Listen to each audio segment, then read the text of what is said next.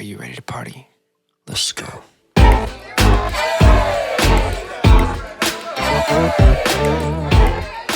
All right, guys, we are back. We have Sam Komalafe, my man Jordan Gimiola, myself, Tim Fisher. This is September 9/11's pretty much tomorrow. It's also Suicide Awareness Month. Yeah. A lot of things to hit on that, especially with mental health. So we want to take the time out to talk about this. I mean, unfortunately, for a long time, it's kind of been a taboo thing, but I think we should kind of definitely dive in that. But before that, how you guys doing? Doing good, man. Doing good. And this is the 20th anniversary, right? Yeah. It's the 20th. Is New York shut down right now? Right? Yeah, so I think that's kind of like a hit and miss thing. I think they're trying to push, with the, like only entering in certain places, like with your vaccine card. And I don't know what the compliance rate of that is, but I do know that they're going to have a very large influx of people for the 20th year 9/11 tribute. I thought they shut that down in New York. Are they actually doing it? I had a few buddies from my motorcycle club. They rode out from here. Okay, I was just going to say, I happen to know a handful of people that are going, so I don't know, you know what I mean? I don't want to say, like, if it's shut down officially, or let's say, even if it is shut down officially, you're going to have a lot of first responders are going to be there. For sure. Over the weekend. Mm-hmm. So, hopefully it all works out for everybody. Isn't the crime rate, though, at New York super high right now? I read something, it was up like 300%. I think it was like 300 or 400%. I'm like, what? It's insane. Like actually, the murder rate, excuse me. Oh, the murder rate. The homicide rate. Why am I saying murder? Yeah, I was like, the murder rate, yeah.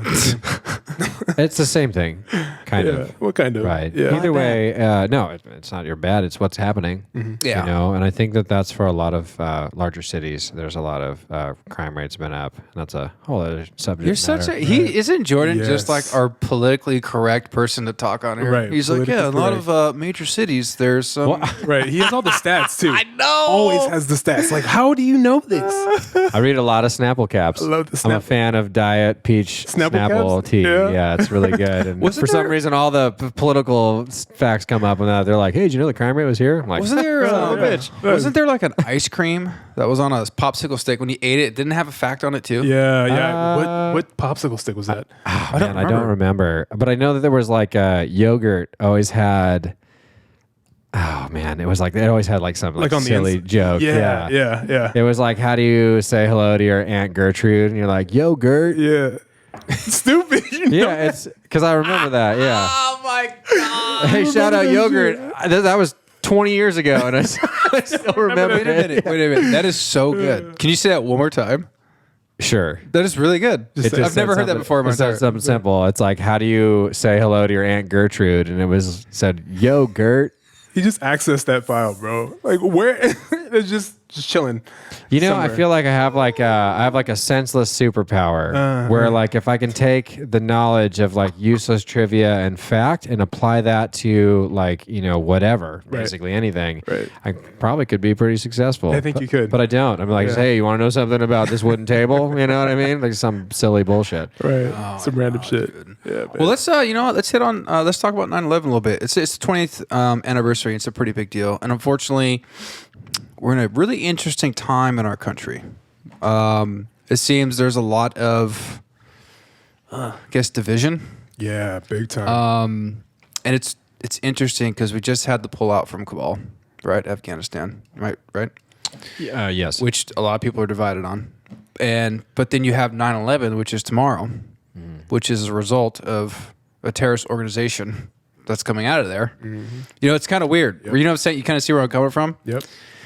It's all happening at the same time. Yeah. Yeah. It's crazy. So I heard something. Maybe I shouldn't say it. Nah, whatever. So I heard something the other day that I thought was kind of interesting because it just kind of shows you where maybe just as far as like government decision making has been. Right? It's kind of like you can equate to how the pullout of Afghanistan was in relation to how the response to COVID's been. Right. So, and like I said, so when I say maybe I shouldn't say it, I just mean like, because I don't want to like sit here and spit a bunch of facts or whatever, because half the things I say are probably anecdotal and someone will be like, well, according to this, it doesn't say, whatever. Right. I'm not going to go back and forth with you. Right. But I definitely think that the idea of how the pullout was done is what's speculative, right? I feel like you're going to have, you can make the argument for needing, I don't want to say force, but needing military over there because of the potential threats, from, terrorists, or because they have a ton of natural materials that other countries might be interested in. No, I shouldn't say might, but like China. Oh, Russia. they are interested. Yeah, I was like, I'm not dancing around that subject. That's fact. Right. So if we want to keep some position there, like I can understand to make the argument of staying, but at a much lesser amount. Right. But in this case, and I totally get, hey, look, we can't involve ourselves in all the world's problems. So I'm all on board with keeping our folks safe or putting them in a different position of what may be more important, or reallocation of resources, right? However, either way, I think the part of that's pretty unanimous is that you're like, dude, we completely did that wrong. Or I shouldn't say wrong, but I definitely think that if you're... You said, however. Continue. Oh, really? Oh, man. I just mean if the grade... If you were to grade how this went down, I would say it was a D-, and that's giving us some credit. And then, they had to have been thinking about this, with 9/11, coming up.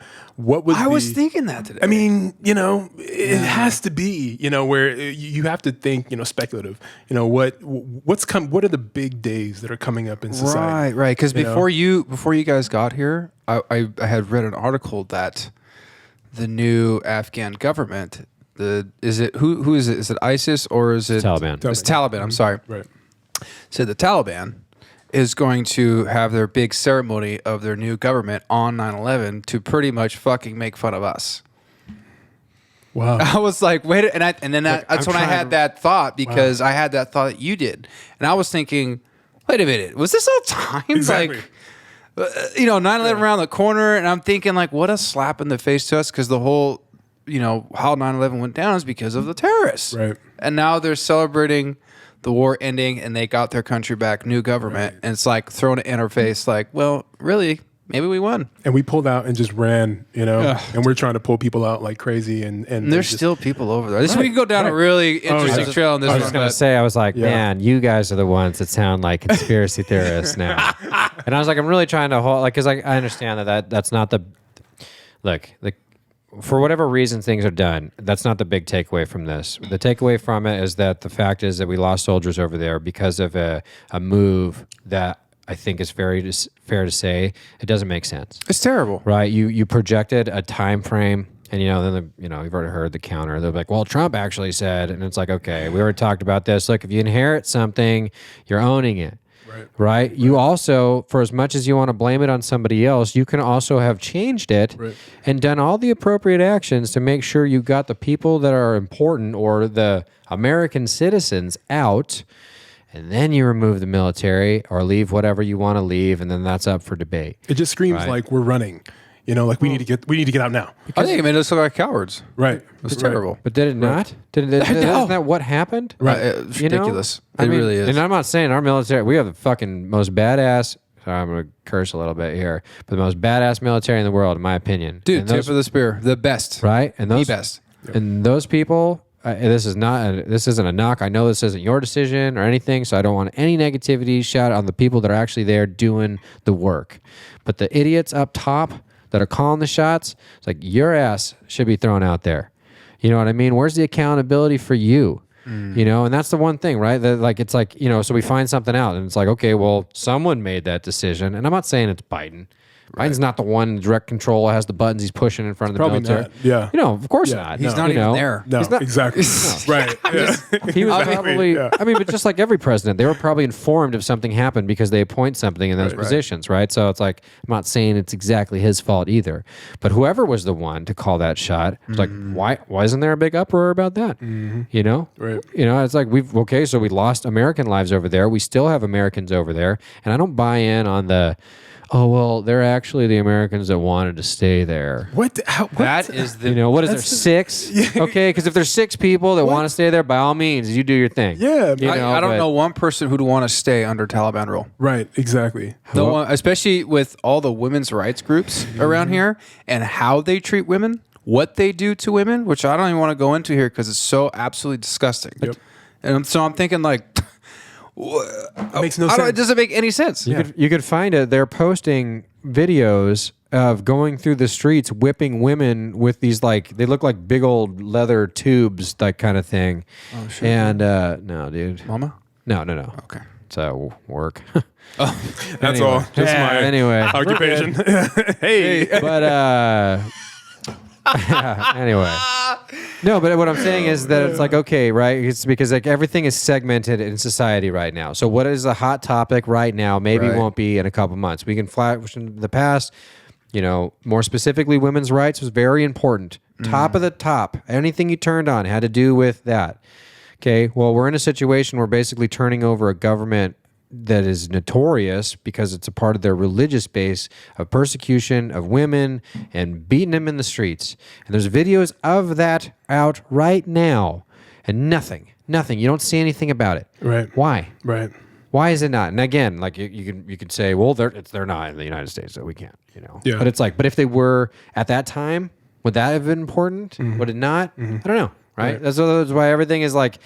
It's like I've really just turned into a skeptic about most things now because it's like, you know, you hear one thing and then the next week it's not really important. But Right. Because, I mean, times change, not times change, but different topics come up so often and they're so controversial all the time. You know, new things are happening. And what you said about their religion, it's just crazy, man. Like how they use, you know, the religion to establish this. But it's not even, you know. yeah, and let me make something really clear real quick. Right. It's not I'm not saying that like the Muslim religion is all like that. It's not. Right. I'm saying like according to the code of like the Sharia law. Right. Right. About you basically, you know, your household, you do with it what you will, you know what I mean? And like if they are, because what I've been reading is that basically it's like women who don't want to be completely covered, you know what I mean? But if they go out in public and they're not escorted by a male or the household, Yes. right, then they're subjecting themselves to ridiculement and or like public punishment. Right. You know, which in these cases, these are the videos showing that they're basically like a woman or girls walking through the streets and they're like beating her. You know what I mean? It drives It's me crazy. terrible. It makes the hairs Dude, on my skin stand up. Like it's disgusting. Oh, Like, I can't believe can't this. stand when that something happens. You know, some people will send us crazy videos, but you see it. But now the news plays some of it. Nothing crazy graphic, but it's gut wrenching. What's crazy is that you see what you see and you know that it's got to be worse. You know, like just that. And Well, just can that you doing that. imagine the betrayal they feel yeah. from us? Oh, God. Yeah. Oh, my Where are you God. guys going? What the Oh my god! now? Yeah. Yeah. Not to mention the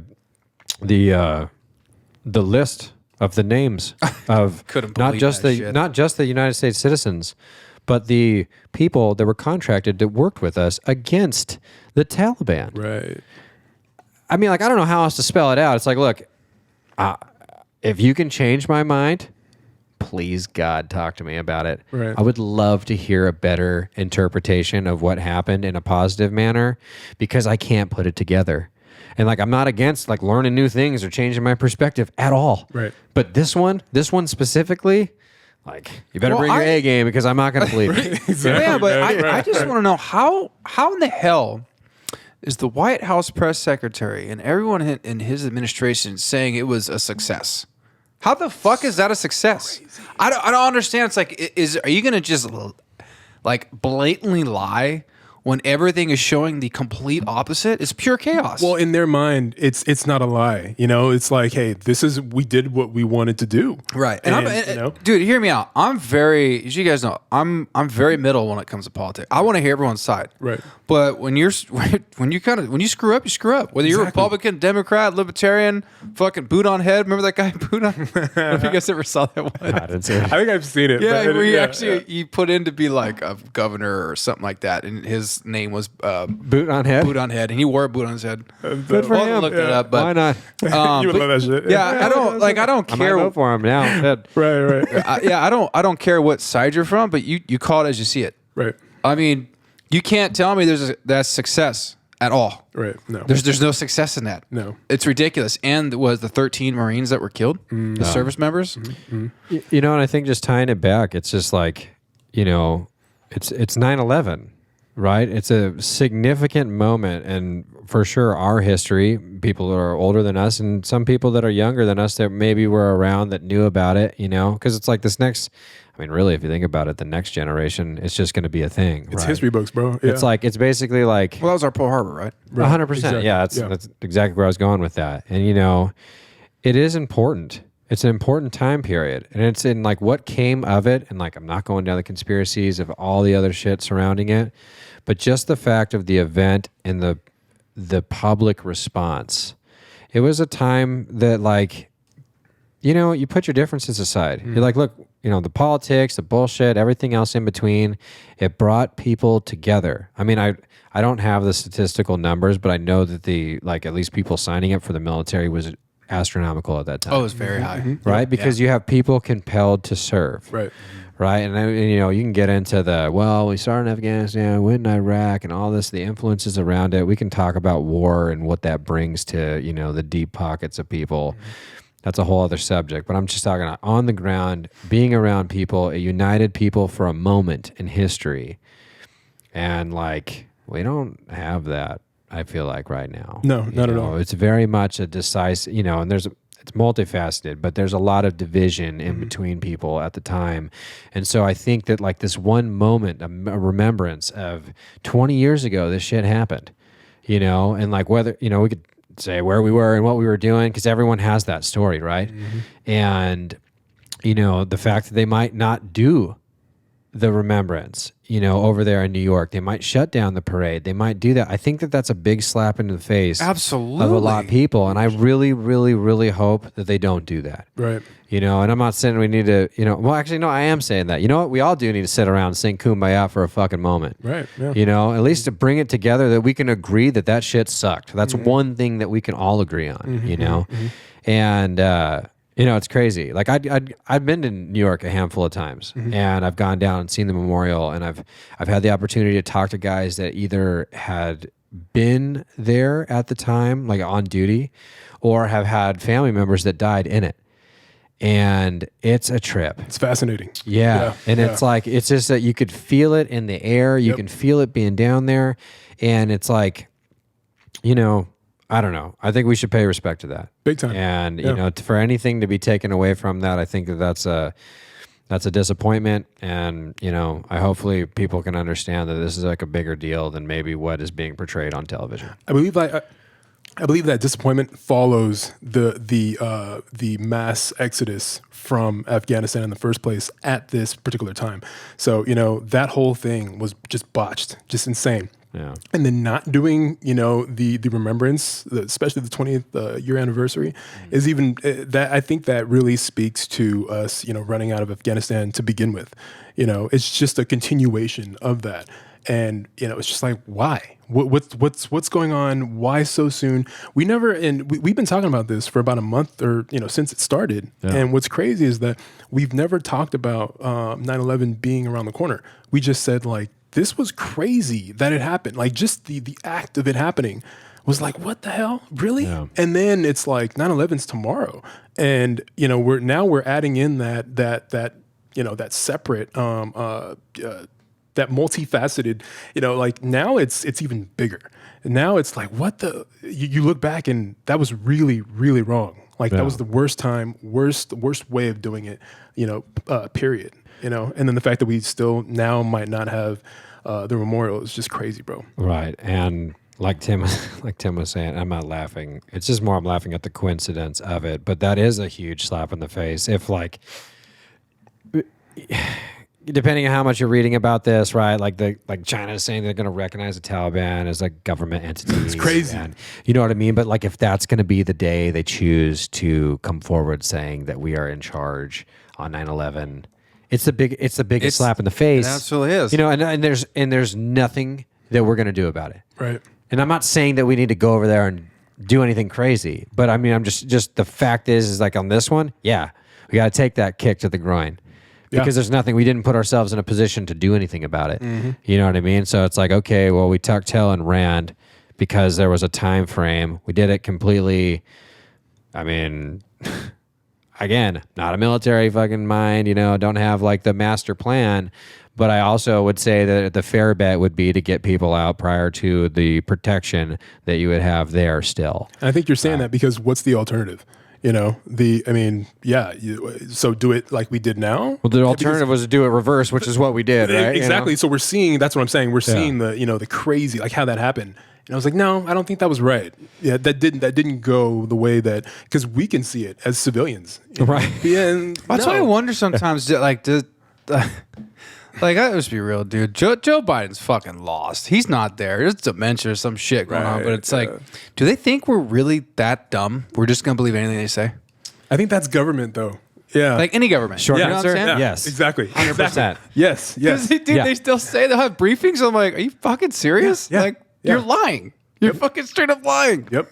Dude, every year there's like, oh God, I'm going to mess this number up. So if anyone's listening, please send us a DM and correct me. It's probably spot on because you have that, It's huge. well, it was 23,000 votes a year are counted for dead people. 23,000 Like votes. in the entire United States. So that's like, break it up between the different counties, things. There might be like 600 here or someone here, but they're like, oh, well, they've always voted this one way. And they're like, yeah, but they've been dead for like 8 years. So like that's 2 elections they've been counting for. That's election conspiracy stuff that we're getting into. But what I'm saying is, to go back to what you're saying, is that as long as the television is telling you what it is, most people, and it's not everybody, but a lot of people just take it for what it is. big time. That's fucking stupid. Well, okay. Like how? Okay, I'm just saying, like, what? That's fucking dumb. You're just gonna believe anything someone. It's like believing everything you read on the internet. Yep. Well, the internet's true, right? Everything's there is true. No, it's not fucking true. Well, I think the reason that is because we have two sides, bro, and you have to pick one or the other. So it's like, well, I fuck that side, so I'm just gonna stay on this side because this is where I've always been, and this is where my parents were, and this is my girlfriend. Yes. That's one of the things. 100%. I mean, there's definitely more, but you have to choose something. Because if you're in the middle, then you're neither one. So what are Now you're an outcast on either end. Exactly. Right. You haven't figured it out yet? Exactly. Call me when Parents, Right, I'm bro. telling you right now, my parents are like, "Oh, we better check your heart." And this and that. Yep. Because I don't believe what you guys believe. Like, come on. Exactly. I'm a grown ass man. I can make Right. my own informed decision. Religion, politics. Right. Yeah, bro. Yeah, man. And I think that that there is a large like swath of people that are comfortable with just hearing things and taking them for what they are. And maybe they don't have look, not everyone has the time to try to, like, if you hear someone says, hey, fact check, this weighs like 1.5 pounds, you're gonna be like, well, someone fact checked it, so what am I gonna do to put in the effort, to try to find other things about it, which I think that's totally normal, right? Because it's like, what more like time do you want to put in towards making sure that everything you're hearing, Now, I would question you that if you take everything for what it is, that's going to lead you into more of a just following mentality, which, again, if that's your deal, that's cool. Do your thing. But, you can't hate on everybody for like looking into stuff either. You know what I mean? Yeah. And, whether they might have some, I was going to see if I could use the word cockamamie in this episode. You're gonna try and use the word cockamamie. Yeah, you know what that is. How do you That's spell like that? I know. My grandmother used to use that. C-O-C-manie. There you go. Yeah. It's cockamamie. Anyways, I don't even know where I was going with that. It doesn't It's matter. all good. I love. I'm just saying real quick. I love messing with people when they use a big word. I'm like, let's stop this conversation. Can you spell that? Yeah. Can you spell it for me? They're like, What I gotta spell it for? Yeah, but if you want to use that word, better fucking spell it. Right. Yeah. Anyways, but no, I mean, I should have been cooler and just spelt it out loud. So I like really just hammered it home because I knew what you were doing there. Yeah. And he doesn't know how to He's spell like, it. oh yeah, spell it. I could have said no, anything. I was Sam, like, You he could have doesn't. said anything you wanted, and you would have got it right. I would have been like, "Oh, that's dope." Yeah, it was like C-O-C-A-M-A-N-A-Y. I would have been those. Oh shit, yeah. I would have been like, Cockamamie. I would have been all those people at home who just believe everything on the internet and the news. Oh yeah, he's right. He's Okay, right. He's cool. totally. I was Yeah. like, prove your point. Right. Yeah. Cockamamie. C-O-C-K-M-E-M-E. Yeah. I'm gonna put on my phone. Hey Siri, how do you spell cockamamie? Yeah. Yo, Siri. Yeah. No, nothing. Right. No, but She's tied to me, babe. Yeah. Oh. Hey, that sexy voice. Dude, daddy.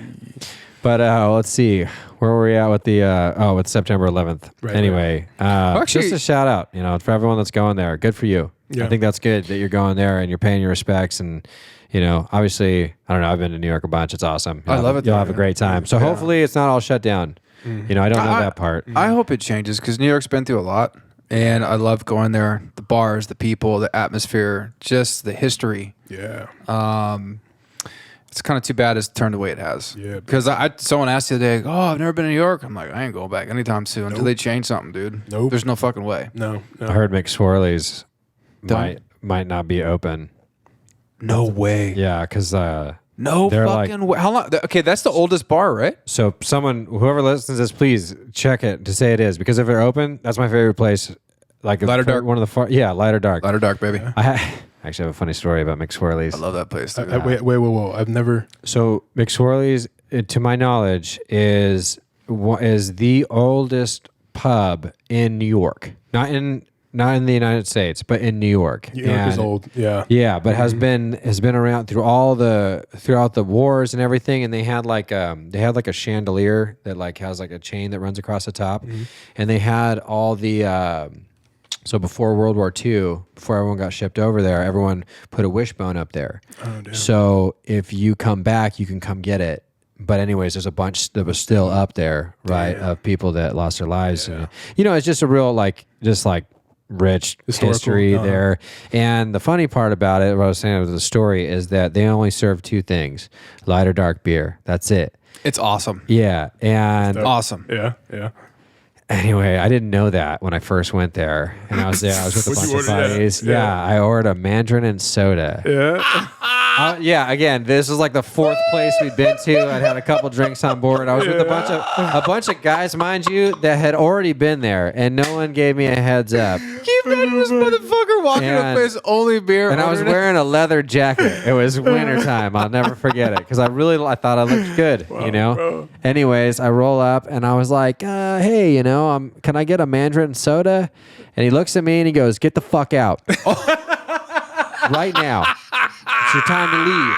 And he pointed right at the door. And Sorry, no, go it's with okay. him. He was kind of an older gentleman, real hard accent. I don't do a good New York accent, but he's like, get the fuck out. And I was, he did it loud so everyone could hear, huh? so everyone Damn. saw it was me he was talking to, Yep. and I'm thinking, I'm not drunk enough to get thrown out of here. Yep. And I'm having a really good time, So I said, whoa, I'm so sorry. Like, I'll pay double. Like, what, he's like, light or dark. That's it. Light or dark. And I was like, give me a light and a dark. I don't know. You know what I'm saying? Like, I was like, mixed. I was like, can you mix them together? No, I wasn't asking for special. Anyway, it was a really neat moment that I had. Is that thing still messing? I think it's because I keep hitting the table. Anyway, it doesn't matter. Thud. Yeah. That was my McSwirly story. And you pee on ice in the back is kind of cool. Oh, that's dope. Yeah. Oh, I would love to do that. That right? place, mixed world, it's awesome. On Sam, you'd love it, dude. Yeah, There was one time I spent 7 hours there drinking. How do you, Dude, Wow, bro. I think actually Tim Stowe was with me. Tim Stowe. Yeah. Or you Shout know Tim out. Stowe. You don't know Tim Stowe. Yeah. Shout out Tim I Stowe. was like, cool. Yeah, bro. Same name. Yeah. Solid. Yeah, Tim Stowe ended up leaving. He went back to the hotel to I was like, I'm gonna stay here and drink, dude. Yeah, We're in bro, fucking I New love York. that, I'm man. cruising, bro. Love that. 7 hours. Oh, it was a good time. I feel like that's one of those places. And there's a couple spots that I've been to, like, back east or Midwest, that like definitely you can go in there by yourself and it doesn't matter because you're gonna meet like a lot of people if you're outgoing. Like if you're I'm a talker, whoever I'm around, you know what I mean? Like I'm like, hey, what's up? And they're like, oh, you're not from here, And the next thing you know, 3 hours go by and we're shit faced, and I'm going to meet their family, Yep. And anyway, but that one place, dude, like I remember again. We had to have been there for like 5 or 6 hours, it and like flies. I was with nobody that I went there with. Dope. You know what I mean? Like I was talking to this older, like I remember being there. I was like this older gentleman. He was introducing me to his family. They were there. We were hanging out. I'm thinking like they're gonna invite me to the barbecue. Yeah, like you know what I mean? well, Like yeah. where I didn't see the day going like this. This fool's trying to kick me out for ordering some dumb drink 10 minutes ago. And look where Next you're thing you at know, now. I got these like long-term friends I'm creating here. Yeah, that's dope, man. Just a cool environment. Yeah. Anyways, So don't shut down, dude. Fuck No, them. so is it the Damn. word on the street is McSwirly's is going to shut down in New York? Well, I think it's because they're popular. You know what I mean? Like even though the place is like really old, historic, that kind of stuff, but it's like it's a tourist spot, really. Yeah. And those places are probably coming under the most scrutiny of being like, No one's hey, traveling there, 'cause they're but they're doing the mandatory vaccine stuff to go in places. Right. So now you're like, okay, well, if you're healthy and you're not vaccinated and you don't have proof of that, you can't go drink there. Which is not like a huge deal, but it is in the same sense, right? It's like we're like allowing this kind of. Okay, I don't even want to go down that route, but you know what I mean? Like, it's like, okay, well, we're going to push these like a mandate, right? Well, is it law? Is it not? Because that's a huge difference. Mm-hmm. But if you're getting compliance, because that's now a business owner's option, no shoes, no shirt, no service. Right. It doesn't matter what it is. You can essentially tell someone, no, you can't come in here. Right. But if they're going to piggyback on the state's push for no mandates, I mean, you're going to put a lot of businesses in some weird spots. Big time. Not to mention it's like, I'm not, per the area, hey, if 90% of your business is people that maybe don't want to be vaccinated, but now they're enforcing you, they're saying that, if they come in, they see it, there's going to be fines, whatever. What do you do? What do you think about? I don't know. Exactly. What do you guys think about? Like, a lot of these businesses they're backed by, particular, political organizations. They're backed by, either Democrat or Republican. So, they're put in a spot, like, are you going to just, are you going to do the vaccine mandate or not? Because, this is how our side wants to move forward. And, we sponsor you guys pretty heavily, but then, yeah. So I think that's another thing because it might not just be the business, it's the business, but they're sponsored, by whatever. Well, I think that's a huge part, dude. Exactly. And I think that's a big part of it because, it's like if you're taking like I don't know, let's say like you're a baker, right? You got a cookie shop, right? Well, depending on what your personal stance is on that, you might be a little bit more lax. You're like, look, we're not going to enforce mandates. We only have so much business coming in. Why would we turn anyone away? We're going to make sure the people that come here are tested. And it's like, if you want to be vaccinated, get vaccinated. If you don't, it's cool. Right. If you're sick, stay home. There's a lot of things that you can do, right, outside of that. But that's totally different than like Mrs. Fields, like coming out and saying, hey, every employee that works for us needs to be vaccinated, period. Yeah, right? They're your conglomerate. Right. Right. Right. Now, Mrs. Fields, depending on what side of the aisle of the ownership or how they lean, politically influenced, things like that, that's a whole other different ballgame. Right. But now you're taking that like corporate push and pushing it on individuals. And there's a ton of individuals that want this. So it's not like that obscure to say, it's like everyone doesn't want it. No, it's about half. Mm-hmm. About half the people comply with this, and half the people will influence or enforce this, and then the other half are not. Yeah, literally half. Yeah, It's like it's pretty much split. Yeah. So I don't know. I don't know what the long-term answer is to that. It's sad when you see it start affecting businesses or like memories of places you've been and things like that. It sucks. I mean, the oldest bar in New York potentially doesn't stay open because of whatever. If it's not because they're on a beer shortage, then you know what I mean. Like whatever anything else should be is probably going to be pretty stupid. Right. You know what I mean? They've made it through all the bad parts of the times of our country. I think they're like, wasn't they like 18 something, or is it 17? Like they're like really old, like legit old. Yeah. Yeah. Anyway. Super old bar. Fucking shout out McSorley's. McSorley's, dude. Cheers. Cheers. Lighter dark Dark. with our Yes, I Kook went Slam like- cups. Yeah. Yo, woo! Kook Slam hard seltzer. Reston Beach, baby. Rest in peace. I love it. But you know what? That's a good segue, dude. Because like everything that we're talking about in the last 10, 15 minutes is like, it's crazy and it's stressful. And, but I think that there's a lot of people that feel that way. This is regardless of whatever aisle you want to say that you're on or whatever you happen to believe, just the times in general are super stressful, which brought up the point about this being Suicide Awareness Month. Mm-hmm. Right. I actually pulled up some stats here real quick. Pull that up, dude. I want to see it. Hear it. Actually, See it here. I was like, wait a minute. I can't really. Actually, this is more about like mental health awareness, but they're saying that basically like suicide is the second leading cause of death among people aged 10 to 34. 10, bro. From 10 years old to 34. 10? Now this where I got this from was like, it's probably 2 years old, because I was reading that there was new statistics saying that this is the most ever of like adolescent teens killing themselves ever during this pandemic time. Oh yeah, I was gonna say it has to be more. Yeah. Oh yeah, and it's just, I mean, you know, it all makes sense, right? I mean, the lockdowns, the extended lockdowns. Now it's like you can go to school, you can't go to school, and if you can, you can only go for like 2 hours on a Tuesday and this, but you're masked 6 feet away. There's no interaction, things like that. Right. I mean, I don't know. I feel like my high school experience was uninterrupted. And I felt like it was already stressful. Yeah. Right? It's like, what am I wearing to school today? Right, This, like this. How do you look? Who are you talking to? Are you cool? You're not cool? Is sports this? I wish I was like the actual cool person who didn't give a shit. Right. Because that person's cool. Exactly. Like whoever that one is, Yeah. they're like, whatever. It's probably the emo kid, right? Yeah. Even though we were making fun of it I was earlier. gonna say that was you earlier. Whatever. Yeah. I wasn't that kid. I was like, does my hat look okay? Am I wearing a shirt? I wore a green shirt for like a week because some Yeah. girl said it was cute one time. Yep. Stupid. Yeah, I did the same. It's all stupid. With a Lakers shirt, stunk up. Yeah. Hell the whole yeah. classroom. Right? Oh, You're yeah, like, yeah. Is that you me? watch that this week? You're Yeah. like, no, bro. It's Lakers though. I'm getting a ton of compliments on it. Right. People love it. They dig it, bro.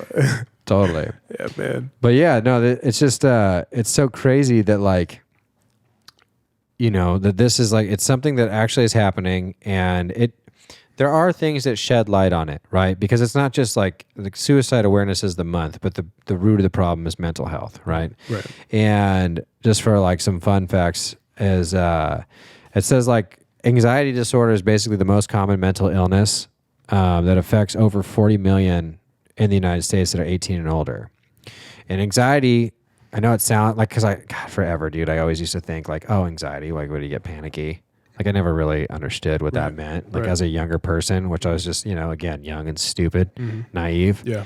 I think we all, that's how we all thought of it, and then you start having anxiety. Fuck. And it's Right? like, wow, this is some real shit, man. Yeah, and like, because like what I was writing down too is like anxiety, like it's like a number of different things, right? Whether it's general anxiety, you have OCD, panic disorder, PTSD, or social anxiety disorder, which again, these are all things that like I can remember like growing up thinking like, oh, if you have that, like I thought that was just like a weakness, Right. You know what I mean? Which is horrible. Yep. It's absolutely wrong to think that way about anybody. Yep. Let alone you're more than likely saying that shit to yourself because you're masking something. Of course. Well, Right. you think about it too, though, because I used to think that, but I honestly feel like we used to think that way too because it was so taboo to talk about. Of course. Nobody wanted to talk about mental health, and nobody wanted to talk about suicide. And if you asked about it, it got pushed aside real fast. Yep. And it was like, what's Really wrong fast. with you? Yeah. Why, What? what's going on? Yeah. Yeah, no, I'm like, well, and which is why we're talking about. It's like, let's talk about this. Let's bring this up because it should be something should be talked about. I think especially as men, bringing it up, I think that's also a huge thing. Yeah. Because we're we don't talk about things like that. We sweep things under the rug. So I think that also plays a huge part. Well, it's kind of what's the best way to put it? At least when I started my career, what I'm doing now, you don't talk about it. Right. Because it was always like, don't be a pussy. Exactly. It's like, Right. that shit that we just saw on that call, or, it kind of bothered me. It's real shit. And it's like, well, no, be a man. Right. Well, What the fuck does that mean? yeah, what do you mean be a man? Like, I'm a human being. Exactly. We have emotions and feelings for a reason. Right. We need to work those out. Exactly. It's healthy to work them out. Yeah. And unfortunately, in the article that I pulled up, it was 2018. As of 2018, the number one killer of firefighters now is actually suicide.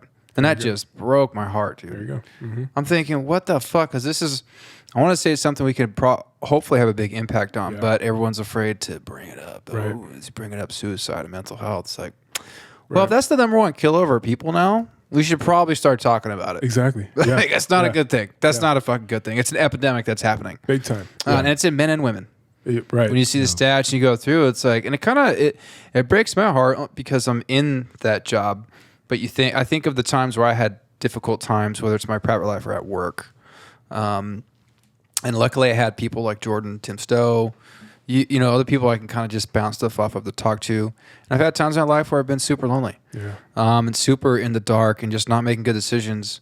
And in those times and kind of coming out of it, now, like getting out of that, I have such empathy for people who are in those places because I don't want them to feel that way. I know exactly what it feels like to be alone and alienated.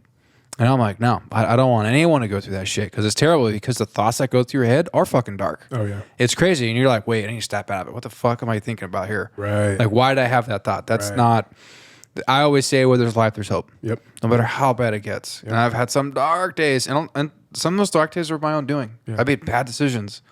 But where there's life, there's hope. Mm-hmm. There's hope for a better day. There's hope that the situation can change. It's just gritting your teeth, taking it one step at a time, talking to somebody. I have a therapist. Right. I go talk to him. Right. Once a week. And it's actually helped me so much. I've been doing it now for 3 years. And I remember going to my therapist the first time 3 years ago. His name's Matt. Shout out, babe. Yo. And we like kind of he just like wanted to get to know me. He's like, give me a run through, right? And I just fucking owed him. He's like, is your first time seeing a therapist? He's like, yeah. I mean, he was like, you should have been here like 32 years or, 15 years ago. Yeah. 32 years when you're born. Yeah, right. Yeah, come on. But no, he was like, you probably should have been here like 12 years ago. Yeah. He's like, we have a lot to go through. And he even said, he's like, we're going to start your childhood. Worked on that for a little bit. And then he's like, and it was weird, like working through that. It's kind of like, I didn't realize I had a little bit of a little anxiety. Like, I don't want to go back to that shit. Like, exactly. He's like, no, let's talk about it. How'd that make you feel? Yeah. Like, let's talk about your parents and your brother. They're like, all right, let's talk about your brother Luke and how he died in a car accident. That one was fucking rough. I'm thinking I never really sought help for that or talked to anyone about it. I just kind of tucked that really deep away into, parts of my heart that I wanted to keep closed off for life. Of course. And then he's like, no, if you want to get through and get better, excuse me, we're going to go through it. We're going to talk about it. It's like, I want you to live those emotions. And if you want to cry, cry. If you want to get pissed. But we need to talk about it. Yeah. Yeah. And I'm thinking, holy shit. Yeah. I'm like, wow, I held that in for so long. I don't realize it starts to influence you a little bit, your thought process and your life. And so all that to say, I think men and women, whether how old you are or how young you are, I think it's absolutely good to talk to somebody. You should. Definitely. Because you're not alone. Yeah. The thoughts and the things that you go through, whether it's letdowns or you've messed up or your financial problems or you lost a job, divorce, whatever it may be, you'll be very surprised that when you start opening up and talking to people, how many people actually went through that and came out on top. Right. When I started opening up and talking to certain people that I trusted, I'm like, oh, what? Right. Like, you went through that too? I had no fucking idea. You look like your life's perfect. Oh, and it's like, no. Like, let's talk about it, Yeah, and then on top, like coming out on top, I think that's like we think they're on top, but they're probably like just dying inside, And I like what you said about unpacking what was from the past, as a child, because we all like everything that we do is made up of everything that we've been. Yeah. So everything in our future is just comprised of our childhood, our parents. Damn.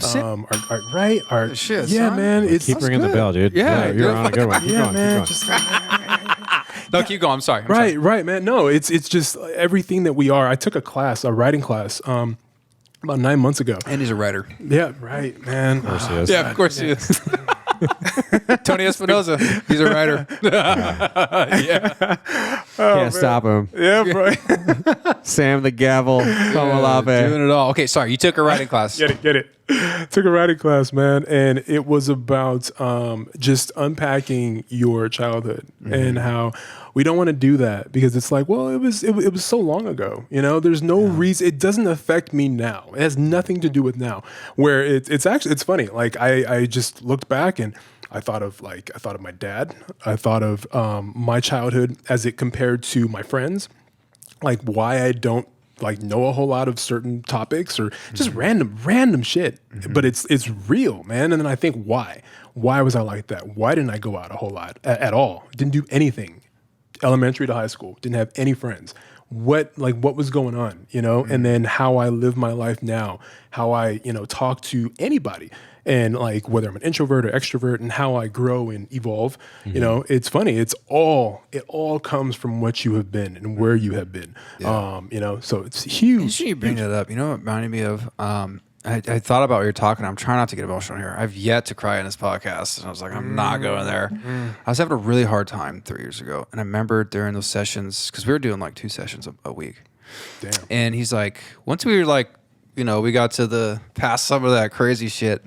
But he was like, if you could go back and talk to 8-year-old Tim right now, what would you tell him? Bro, I almost fucking, bro, it's difficult. I told him, I wanted to tell young Tim Fisher, it's going to hurt sometimes. And it's going to be hard, but trust me, it's going to be okay.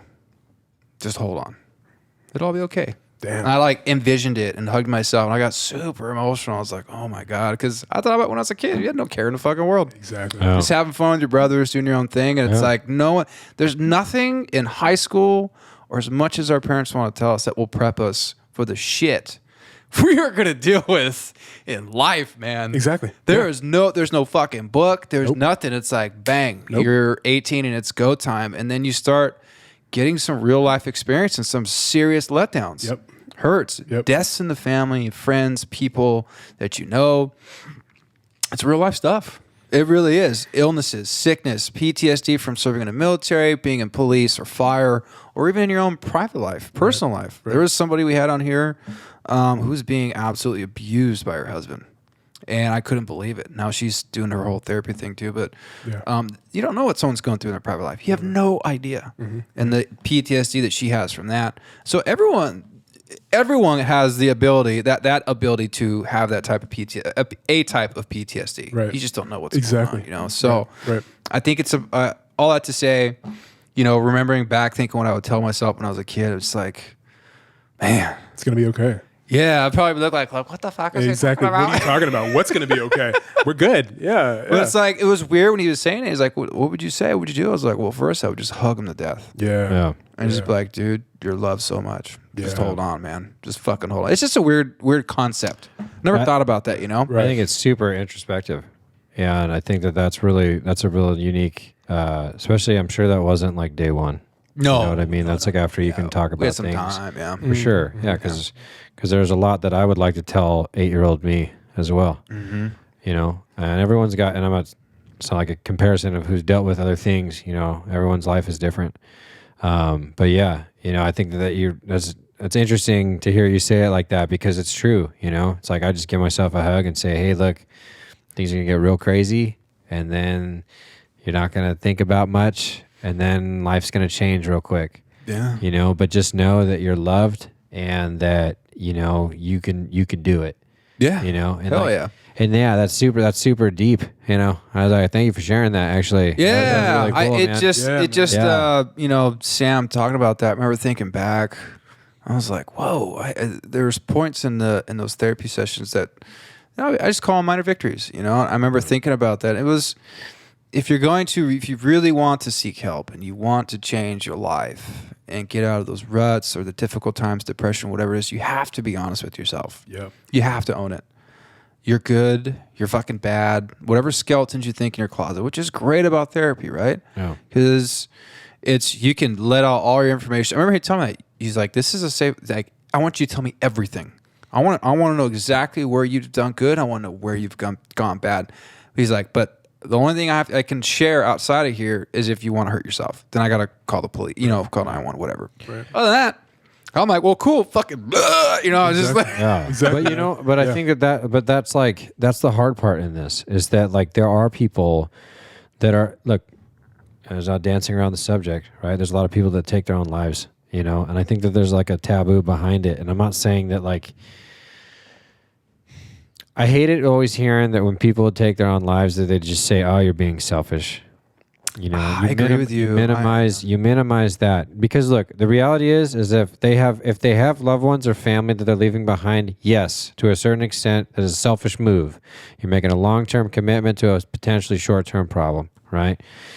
So I get that, but I hate how it's brushed off in that manner because it's like you don't know the torment that people go through. And like you're saying, you could show up and you could think they've been through some stuff and they could be walking on top of the world. And they're like, oh, look at that person got their shit together. They're doing really good.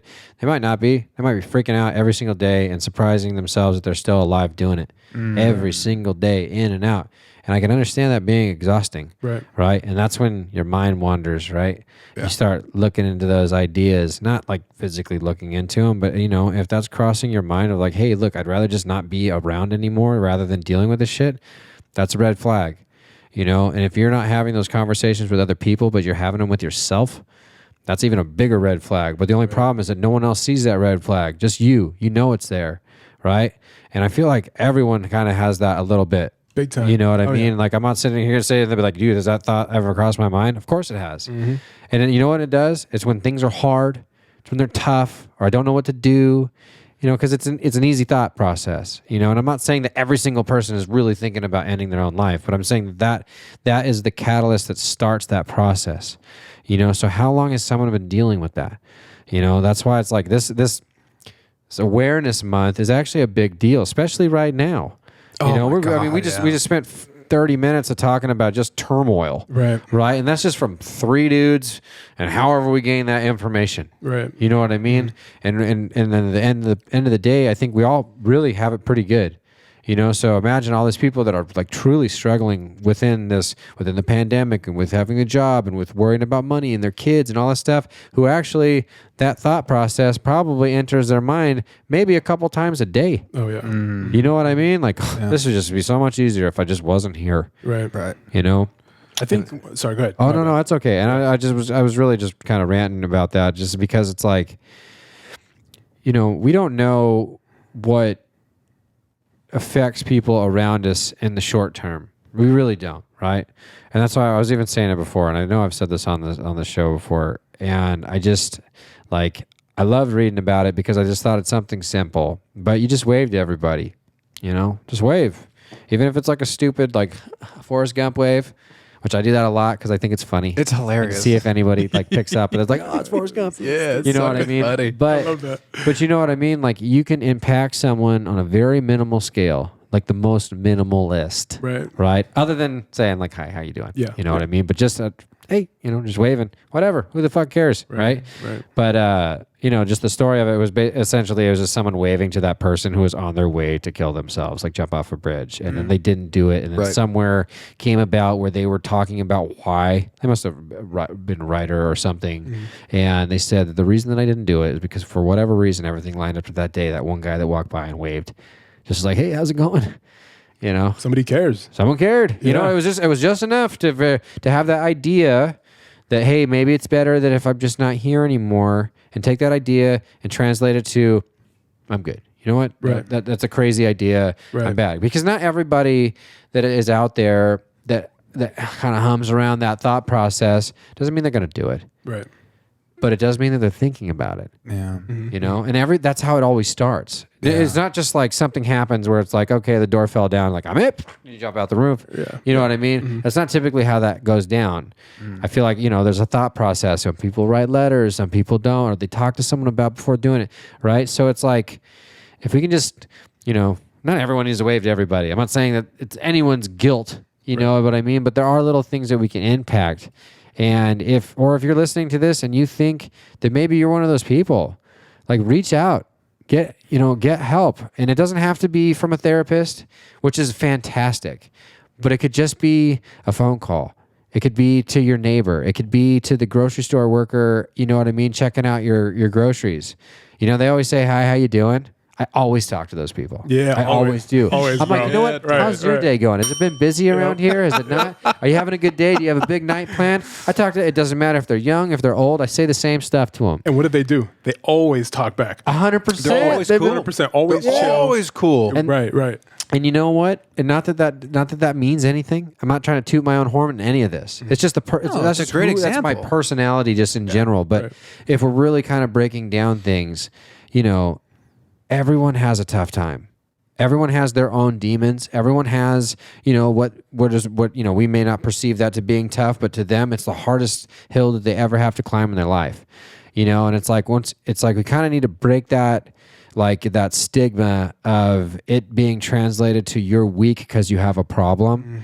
And now I have a weird thought process in this because I know we're talking about work, because you are 100% correct. In the beginning, or at least when we first started this career, you were weak if you couldn't handle it. Well, especially if it's in the beginning, so it's like, well, can you handle this? So if you can't, then you got to get out, or you're just a pussy, so I kind of get it. See that I was just going to bring that point point up exactly. No, you're absolutely right. Right. Because you do kind of, you pull the line on either side of it. It's like, because you don't want to, like, you're not trying to exclude anyone from help, but you're not trying to deter anybody from asking for help. You don't want to show your weakness. Biggest thing is not showing your weakness. But exactly. When we first get hired. Yeah, but you're also, There it is. but even in today's standard, Yeah. not like we're some relics Right. of the community, but what I mean is that at a certain point, it's like, okay, look, like, if you're having a problem, don't be afraid to talk to me ever, because I'll even if I agree, disagree, whatever, I'll do my best to help you at all times. That's always how I feel like I try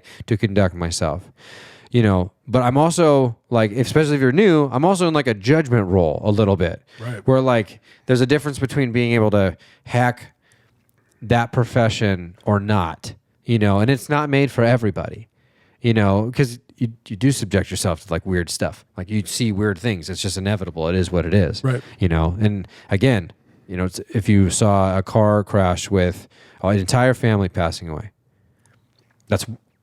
no one walks through that of just like, what's for lunch? That's not how it goes. And there is this weird, like, you kind of play that side of it a little bit, where it's like, okay, like, what's too much, what isn't enough, especially if you're in like a role of like having someone newer working with you, right? You're in kind of a leadership position or a mentoring spot where it's like, you got to see if they can handle it, but you also need to be super aware that they might not be able to handle it. Right. And for support. Right. Oh yeah, 100%. And you're there, right? And so it's like, that's a tough one. That's a weird dynamic, Right. And then at the same time, you need to have support also, because you're not like absolved of all, like I've been here 15 years, I'm fine. Yeah, no, you need to have your support system down, so that when you support them, then you have, your back. In which did you get your point across? I'm sorry. I did. I'm Okay. sorry. Which, again, it's not like we're trying to like be negative about how, but it's changed for the better. Right. So like, there's things where we're at, some other places they have peer support groups. They have critical incident stress debriefing teams. There's so many programs now that they're starting to enact, because I think they're starting to catch on like, hey, this is kind of an epidemic. Yeah. If the number one death is, as far as since in 2018 was firefighters committing suicide, like, we need to do something here. We need to protect our personnel. So crazy. And it's not to take away from, people outside, civilians in suicide, but it just hits a little deeper with us because we've been involved with it a little bit, Right. I don't think, and Jordan, you hit on something pretty good too that I want to talk about real fast. But when people say that, it's a selfish move, I 100% agree with you. I freaking hate when someone says that. You don't know the anguish that somebody is possibly in. And there's times when you're in so much mental anguish, you aren't thinking clearly. It is a mistake, right? So it's one of those things you just don't know the turmoil and the pain that someone might be going through, and you probably couldn't relate. So why say that? Exactly. You know what I'm saying? Like, why make it that way? Right. I'm a big person on grace and forgiveness and empathy. I try to give people the benefit of the doubt. To me, I'm just like, God dang, man, like what? Instead of, oh, that was a selfish thing, it's just like, well, what could I have done better maybe to reach out? Maybe I didn't know, because there's, unfortunately, I don't know about you guys, but I do know a few people who have taken their lives. And for me, I remember thinking, okay, I had no idea that they were even struggling with certain things once information came out. And then I thought, wow, I should have fucking texted or called. Right. I had no idea. You just think, you see social media, right? You see a snapshot of everyone's life. Right.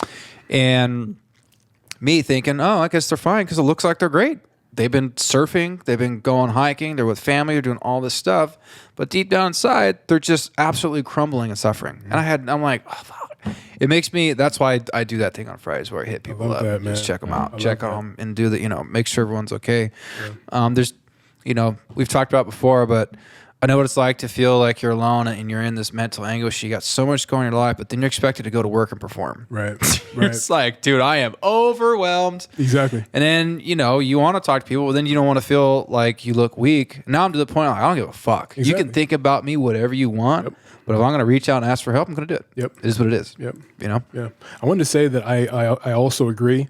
And one thing that I think we've kind of mentioned it is if someone wants to take their life, then that means that they've come to the point where there is no alternative. And that's what we don't empathize with when we say that they're being selfish. They're coming to, this furthest point, which is suicide, because they're looking at it like, what else do I do? There's nothing else I can do right now. It's not just like, oh, things are hard. It's like, no, like I don't have any other option. Living is not as good as what death could potentially be if I go that route, So I mean, it's like they lost the mental chess game with themselves. Right. So it doesn't mean, and again, right. It's super subjective. And again, the stigma of it being, is again, essentially a selfish act, but right. They're selfish. How can they do that? How can they do that to the people around them?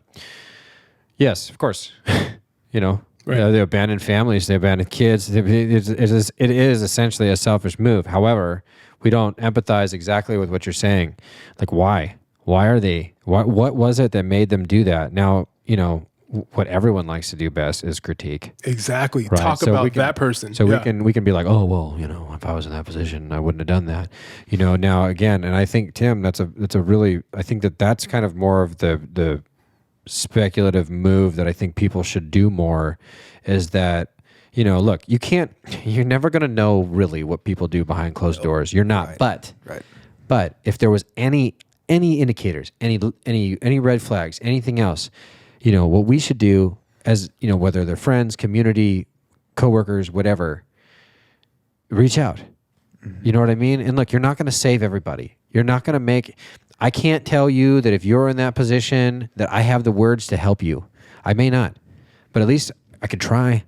People can try, or maybe something I say or some stupid joke or a comment that you think I'm horrible for saying, whatever it is.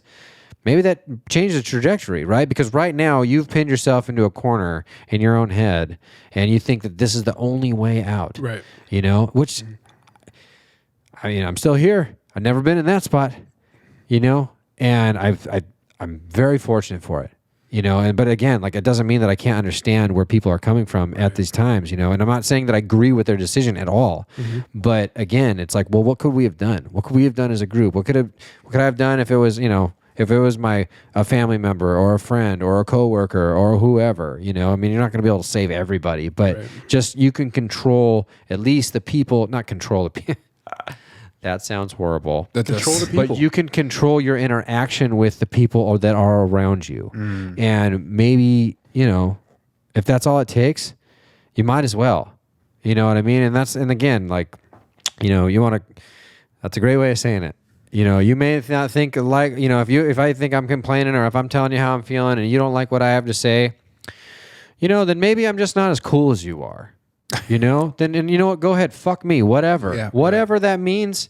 I'm having an issue with this, and this is my problem. Because I'll tell you what, if I end up stirring my brain into something else and you happen to know that I'm struggling with something, exactly, that's on you. I'm dead. Yeah. Right. You know what I mean? You're the one who has to live with that, which, again, that's not, God, that sounds bad. No. I mean, but that sounds we bad, understand. right? Because I mean, like, that's the blanket threat. It's like when you hear that, like the relationship stuff, it's like, I'm going to kill myself because you're trying to make the other person feel bad. Right. But I'm just saying that, so that doesn't maybe sound that great. But what I'm trying to say is that, like, be open. And it's okay to be open and honest. You may not get the information that you want back for being open and honest, but you have to be you. Right. You have to. Right? Because that's the only way you're going to be able to rationalize this shit at the end of the day. You know what I mean? You can sit there, because when you don't be you and you be somebody else or you act a certain way that you don't want to act, you're the one that has to go home with yourself. You're the one who has to be there within your own thoughts and be like, fuck, I should have said this or I shouldn't have said this or whatever, you know? What do you guys, I wonder what, over, let's say maybe the past, I would say past 20, or let's say past 15 years. I wonder what social media has done to isolate people. You know what I'm saying? Because who we are as people, interaction is a big part of who we are. It's healthy. It's healthy to be out and be with your people in public and friends. So I wonder what social media has done to that. Because think about it. I would say when we graduated high school, we were still calling people on the phone. Yeah. Right? And now it's texting. All DMs. And a lot of people, just they look at your profile and think they're up to date with your life. Right. And it's like, that no, do not update my life. You have no fucking clue what's going on. So I wonder what that's kind of played in people's connection and feeling isolated and alone. Right. It's because it's a facade. I would have to say it's fake. increased it tenfold. Time. Yeah. Whatever that number is, I would say it's increased it by more than double. You know what I mean? Like if you are already, how do I say this? Like if you have a personality that is like very non-social, right? I guess the plus is that the internet allows you to maybe link up with people that you might have similar interests in. Yeah, correct. There's always a plus to Right, but I'm saying, that I feel like is very small because I think the predominant thing, the issue, and like, I don't have the stats for it, but there is stats for this, is that the social media bullying / leading to isolation from like kids in school, right? It increases that suicide rate, and see, I don't have the numbers for it, but that's an actual thing. Please look it up. But it makes sense, right? Just think about it. I mean, like kids are shitheads. You know what I mean? And I hate to break it to you, even your kids that are really awesome are probably jerks to people in school. Now, it's not everybody. There are outliers that are just genuinely nice people. But that's just the mentality, I think, of school, of high school. I mean, imagine it. I mean, there's no way. Like, and I honestly, like, I touted myself as being a very nice person. I was friends with everybody. You seem like it. I was the guy who went between the different groups. I didn't have like one clique of anything. I always bounced around. That's been me since a young age. Yeah. But even in then, picking on people, things like that, like it wasn't uncommon. Like, people did that. Yeah. And you think now, imagine at that time period, now you have online influence. So if you got your head thrown in the trash can and there was 20 people taking pictures of it, and now can send that to 20 more people, who sends it to 20 more people, who now draws dick pictures on your face inside the trash can and posts it up on something. What does that mean? Right? Yeah. If you're that kid who maybe isn't the cool kid that just says, whatever, bunch of idiots, I'm going to make millions of dollars and steal your girlfriend one day. Right. You know what I mean? Right. If you don't, if you're not that person, but true. You're struggling at that, it makes sense. Yeah. It makes sense why these kids think that this is everything. They think in the moment that this is the problem, this is the only solution, this is the only thing that gets me out of there. And that's scary. That's terrifying, And it's like, how do you fix that? I don't know. Well, I think it's not a fix, but I do think that what the good that social media does, and I'm not even super big on it, but when you see that there are other people that are going through that same thing, it's true, right? So it's like, yeah, man. I mean, you feel, because the reason why you're so hurt is because it's like, oh, this is just me. Like these guys hate me. And you zone out, and it's just me and them, and I suck. And now the whole world also hates me because they broadcasted that I'm a piece of shit for some reason. But when that's out there, everybody else, not everybody else, but other people see that, and they're like, damn, I thought I was the only piece of shit with this particular group, and now all these other people. Now there's other people that are like me. So. I think it's funny that I'm saying this, but the fact that social media does that, I think that's a huge positive. Dude, I think in that, from that aspect, yes. Mm-hmm. From that aspect, yeah. Well, yeah, absolutely, because it again, right, for as many good things that could be as bad, or whatever that ratio is, good to bad, but that is the other side of it. Right. The other side of it is to offer community to, whether it's, whatever the reason that you feel like you're isolated. Mm-hmm. So fill in the blank, right? But there is more than likely going to be something out there to where you can find someone to talk to make you feel connected. And that's great. Yeah. Right? Yeah. Now it's like, if you can get rid of the other side of it, where you can just like openly shit on people with zero disregard, or at least, I don't know. I feel like as adults, like, you know what I mean? Like, handle your stuff. Handle it. I mean, if you're really having a problem, reach out to help. But at the same time, you know what I mean? Like, if you want to be that asshole that's constantly shitting on people, like, and again, this is like huge gray area. You can be funny and you can say funny things without actually being hurtful. Right. That does exist. There's a realm there. If you're just a horrible person and you want to constantly make someone feel less than, then yes, then I'm talking to you. That is the piece of shit that I'm referring to. Right. But you know what I mean? It's like, anyway, it's such like a huge, like, it's like a big amoeba, right? It's like There's a lot constantly of of moving good and parts, bad dude. and good and bad and Yeah. things in between. But I guess at the end of the day, all I'm getting at is that if you're struggling, if you feel like you're down, if there's anything that's like making you lean, that you are less than and that life would be better off without you, that is not true. Let's go. It's not true. Exactly. You know what I mean? And look, Very good. the road to Very good. the road to recovery and to change is not easy. Right. It may be easy for you, but it might not be, and it might be the hardest thing that you do in your life. Yep. But the thing is that it will get better, and it will. You know, look. They say if you try the same thing, get the same result over and over again, and you think that something different is going to happen, then you're as it psycho. Right? Yeah. Yeah. That is what the definition or one of the definitions of being psychotic is. Mm-hmm. So you apply that theory to whatever the thing is ailing you. You know, like I've tried this, and it's the same thing every time. It's like, no, that may not be impossible, but it's improbable, right? Statistically. Change it up. Change what you're doing. Change the trajectory. Change the whole category. Do something different. Try it out, because I guarantee you at some point in this process, you'll go, this is way better than me following through with taking my own life. You know what? I was dealing with the craziest shit ever. I couldn't believe it. I had no idea. I thought that for a brief moment, this is it. You know? Took a step back. Changed things up dramatically or a little bit, whatever that is for you. But I guarantee you, as life will play out, you'll look back at that moment and be like, best decision I ever made to not follow through with that. You know, and I encourage so whether that's from reaching out for getting help, reading books, going outside, trying a new hobby, whatever it is, meeting new people or not meeting anybody, it could just be on you, you know, but do it. You know, please do it. Not impossible, but improbable. I like that. Yeah. 'Cause you just, right? that was just off the top, right? Yeah. Yeah. I love that. It's good shit, bro. Thanks, dog. Give me a ding. Cool. Covered it too hard. Yeah, man. No, this is. I appreciate you guys being willing to talk about this. It's not an easy subject. It's very difficult. I know that there's a lot of people I know it'd be tough to have this conversation with, and you know, I hope this continues to change. I hope people reach out. I hope men and women, whether you're a civilian, you know, normal person working a 9-to-5 job, or you're in the military, or you're police, fire, whatever it may be, there's no shame in asking for help. Just talking to somebody, and if you don't want to talk to a therapist or anyone, talk to a family member. Or I have a solid group of friends, which includes you two. I know a lot of people, as you guys could figure that out already. I know a lot of people. I know a lot of people. Yeah. Ring the bell, Tim. Let's go. Exactly. For me. Let's go.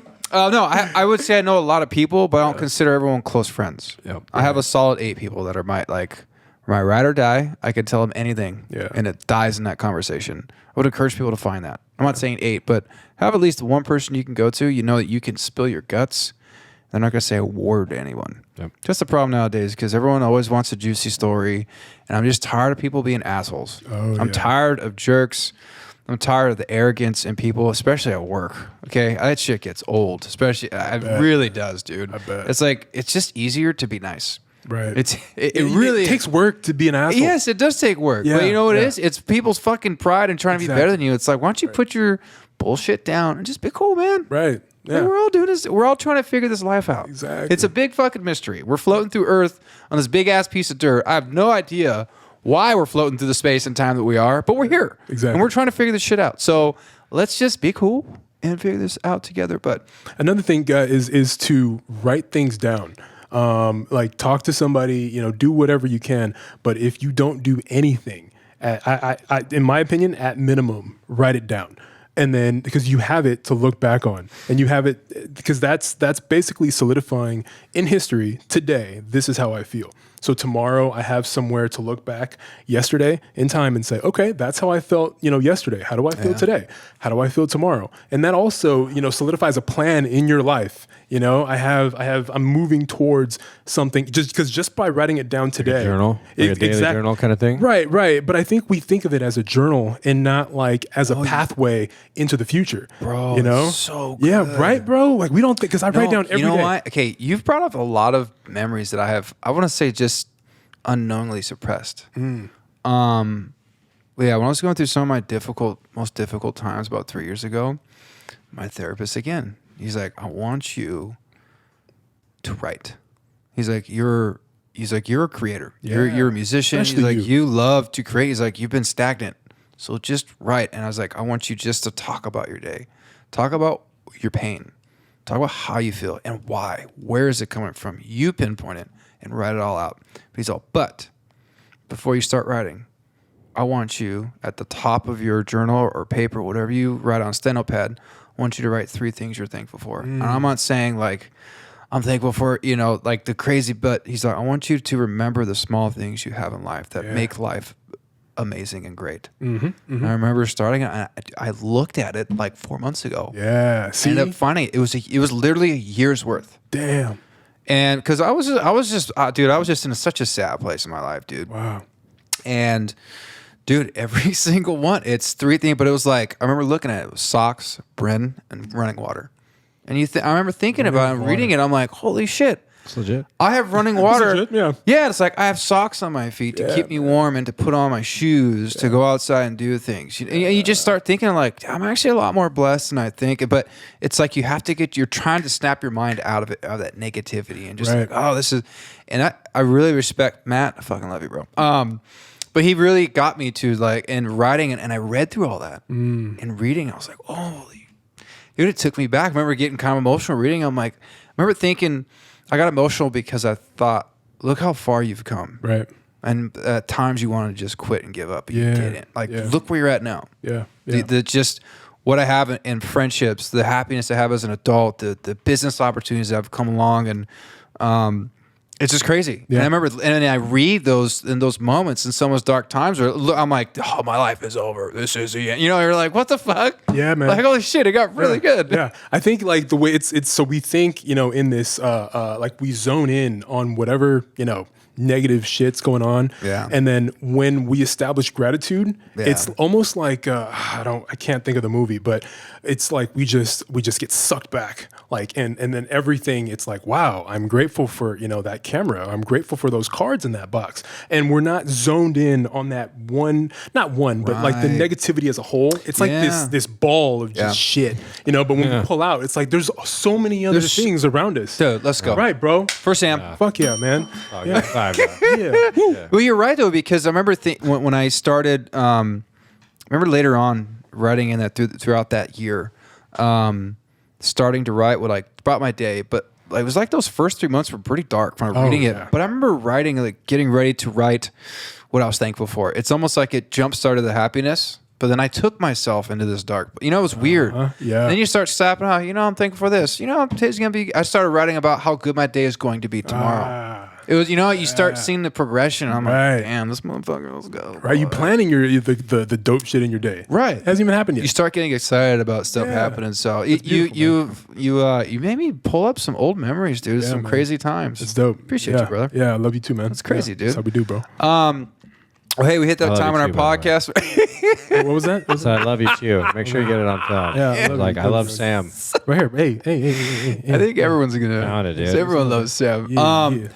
I'm glad we talked about this, guys. And I want to I think we should do at least 2 questions just to laugh a little bit. Loosen it up. Yeah, let's do 2 Well, questions. I don't think we've ever had them where we haven't asked questions. So Yeah, we got it. Just 2. We'll just do 2. damn it. Okay. Damn it. No. I just. Yeah. Okay. So basically, the first one says, "Would you rather always have a waiter who speaks crappy English, or push instead of pull every time you open a door?" That's stupid. Wow. You'd throw that question out, dude. Wow. Push Can't even instead read of it. pull. Yeah. So basically, it's like, would you basically be unable to figure out, do you push or pull coming in through a door, or have someone who can't effectively speak English to you? That's a stupid question. I don't know. Yeah. Yeah. Anyways, we'll go with this next one here. It says, if you were dating a 10, but at night she turned into a hideous creature like Fiona from Shrek, would you still date her or him? Oh No. Oh, sorry. Sam, that was really fast. I went quick. We were talking about non-judgment. Then they'd be like, look, if you turn into a hideous creature at night, I'm out. Gone. I'm out. No. Okay, I was like, you know, my first thought was like, God damn, Sam, I take baths deeper than you, son. Like, what? Damn it. That was a fast answer, man. Quick, man. Hell no. I have a question for you. Yeah, If you yeah. could bring anyone back to life from history, who would it be? Oh, Anyone. Anyone back from the dead. MLK. Oh, good poll. Yeah. I'm usually not that quick, but yeah. MLK. No, that was good. I You're just- on one tonight. Yeah, I wonder man. what it is. What about you, Jordan? Anyone back? No, come on. Stupid, yeah. Okay, No, first, yeah. well, fuck, hold on. Hold the fuck on. Whoa, dude, first of all, why? Why can't I like Martin Luther King? Because I liked him first. Okay, well, right. that's true. Yeah. It sounds like I'm just copying you. Yeah, So I'll yeah. take that as a response. As a response. No, honestly, like I yeah. would say over the past year and a half, I didn't know a whole lot about Martin Luther King Jr. And I didn't know a whole lot about like as far as like, you know, I feel like everyone's heard the segment of the I Have a Dream speech. Right.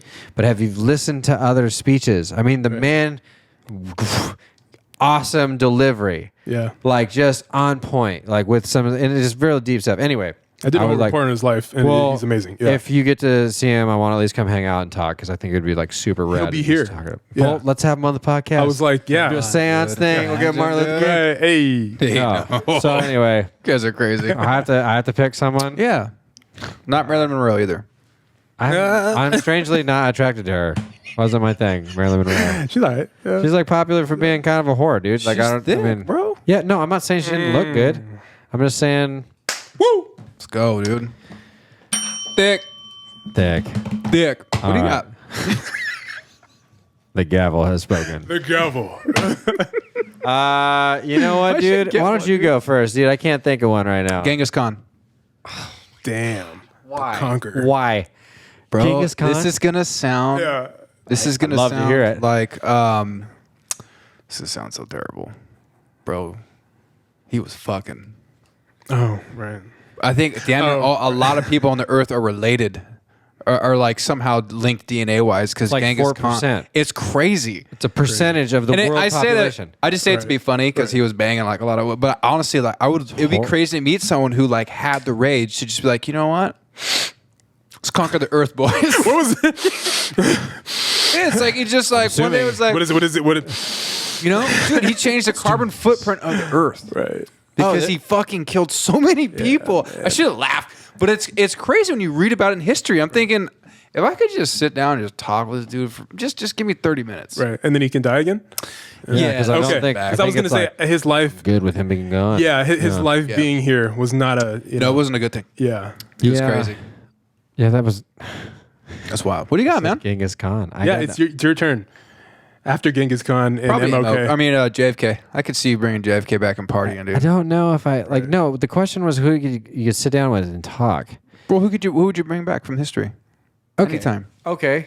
So I think it would be neat to talk to George Washington Very because I think that you know, I mean, like obviously crazy character in the United States history, but I think that it would be interesting to at least talk to them to see what would have been like.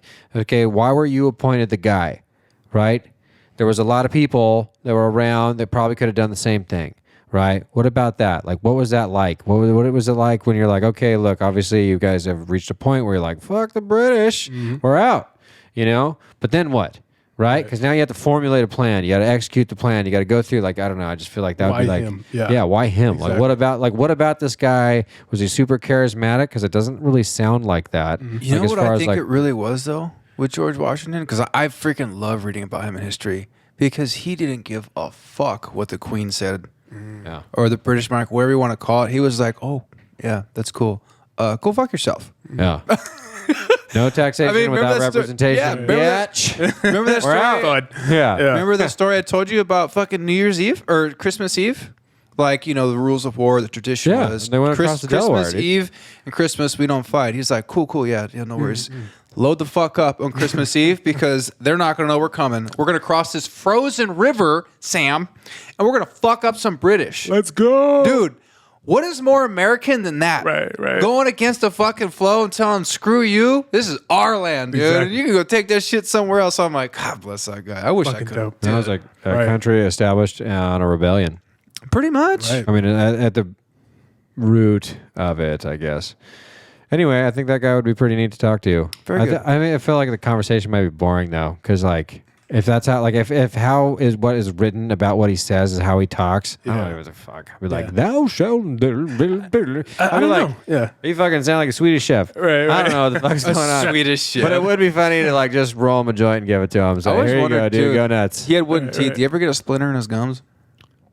You know what I'm saying? what is it? His teeth are made of wool or wood. Wood. Yeah. Sorry. What was that? No, I was like, Big whoa. Daddy, you know the Oh yeah. like the what I don't know. He's like an Iranian. Yeah. The old, the old fuck. yeah, he's A like bit of wood. What's your last question? teeth are made of wool. I get my D's and L's confused. Okay, would you rather date someone who consistently sneezes on you or someone who constantly farts during sex? Oh, I'm gonna answer this first. This is straight up sneezing, bro. I was gonna say. That Yeah, was. I mean- when you said farts. Yeah. No. I can't do because I What if it's like the most attractive person you've ever No, been with in dude, your no, entire fuck life? that. Like, I No, mean, it's not like happening. whatever No, your it's not happening. 20 Listen out to of me. 10 is. I'm a booty man. I love booty. You know what I'm saying? not saying you don't. It's not happening. That shit will not happen. Okay. No. So you but what love about? booty so much you don't like when someone farts? I mean, if you No. eat it, do you I'm want just to know? playing devil's advocate here, dude. Hey, you know what I'm saying? I don't want to get too crazy here, but anyways, we're not going to go on topic. But I'm just going to say, What was that? Yeah. sneezing. Sneeze. Yeah.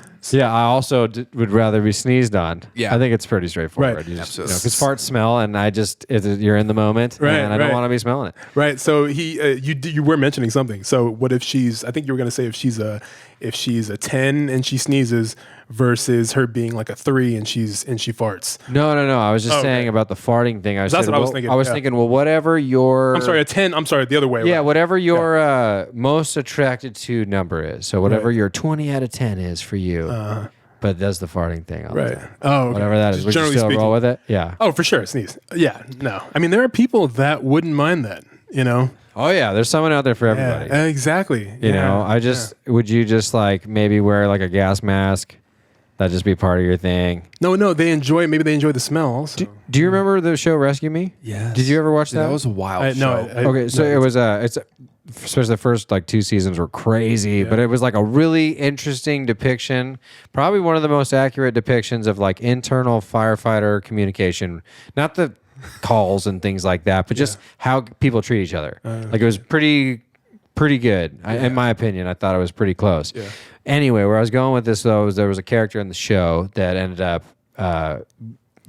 having relations with this woman who, when they would have sex, would smell the worst, like for whatever that reason was. The woman but would, right? the woman would, and so he would come to work and he'd be talking about it, but he's like, "Dude, I'm in love. Like I love this woman, Yeah. but I don't know what it is when we have sex. I just can't do it." So there's a scene where he's got a mask, like a breathing apparatus mask on, while he's having sex with this person, you know. But he's just like, "Fucking, I'm in, right? Because love is love. I don't care what it smells like." Right, but it's only during sex though. Yeah. And you know how long? Not how often, but you know how long does that last? A span of time. I'm gonna say like 30 minutes every time. Yeah, 'cause yeah. I'm a 3 champion. hours. I'm a Jordan. champion. 3 hours. I'm in. Yeah. 3 hours? Like, not even my fictitious numbers. Exactly. Is that high? I'm gonna throw your back out, dog. Hours? No, not anymore. No. Oh, okay. I was saying currently, dude. 15. I'm a realist. Exactly. Yeah. Let's be real. Well, hey guys, thank you again for coming out on the podcast. Yes, It was sir. a good time. Thank you for having this difficult conversation. It's not easy to have, but I think it still needs to be had. I hope that it doesn't become taboo again. I think it should stay at the forefront on a lot of, I should say, battlegrounds of trying to figure out how we help people and get things done. It's a big deal. There's a lot going on, and there's a lot of people suffering, and I hope people understand they're not alone. And I'm going to read something off here. This is from... Oh, God. There we go. This is a foundation. This is Ashley Iverson.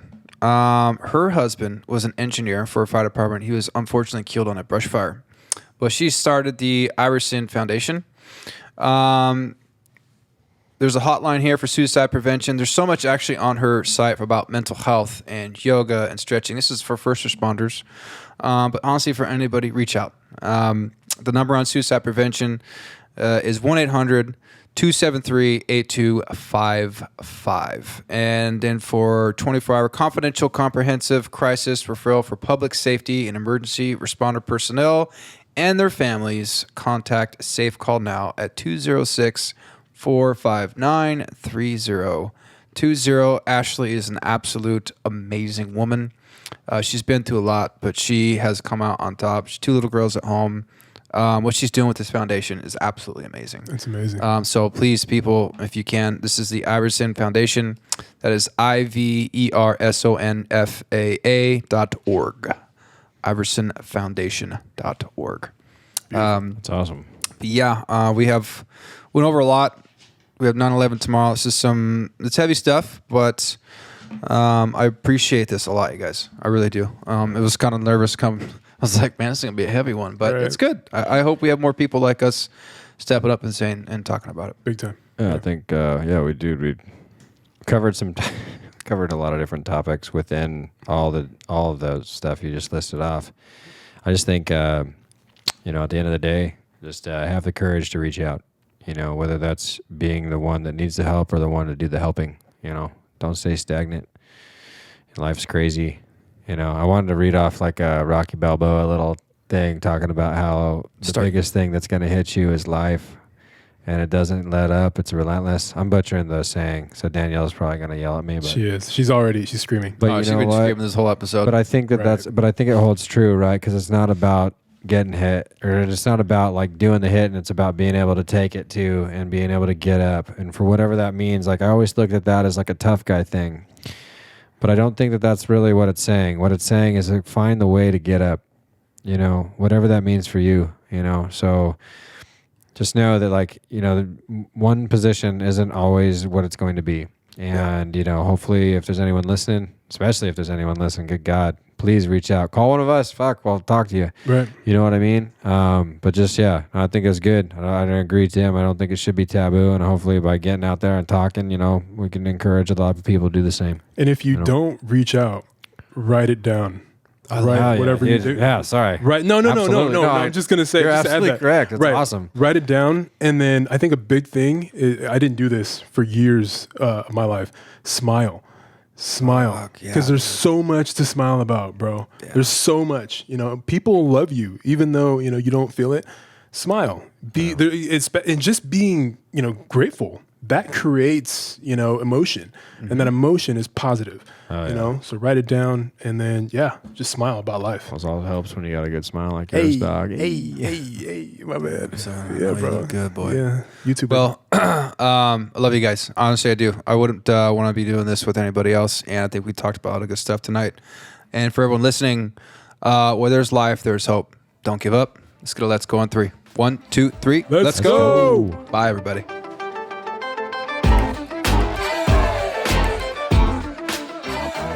And that's it. Thank you for listening in, everybody. I'd like to thank our sound engineer who makes this podcast happen and makes us sound very good, Stephen Clark. And to our first sponsor, 89 Barbers. Look good, feel good, be great. Come get your haircut at 2 locations, Long Beach and in Orange, California. Your appointment can be booked at 89barbers.com. That is EIGHTNINEBAB. BARBRERS. 89barbers.com. Again, look good, feel good, be great. Check it out. It's my barber. He is the man. Thanks, everybody. Bye.